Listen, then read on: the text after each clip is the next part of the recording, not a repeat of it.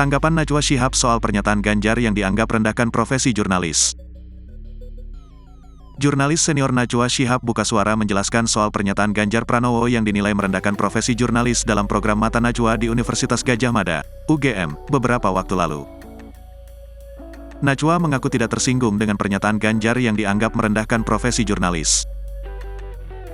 Ia mengatakan bahwa pernyataan Ganjar Pranowo tersebut maksudnya tentang pentingnya institusi pendidikan di Indonesia.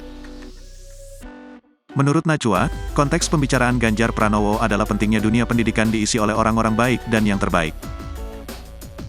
Sebab, hal itu akan meningkatkan mutu pendidikan di Indonesia, sehingga sumber daya manusia, SDM, Indonesia bisa semakin meningkat.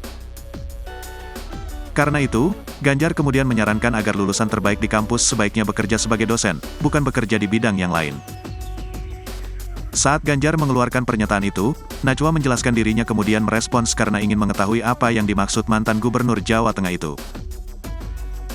Sebab, pernyataan itu bisa disalahpahami oleh publik. Saya tentu perlu merespons saat itu, karena tugas jurnalis, menjernihkan apa yang mungkin masih abu-abu.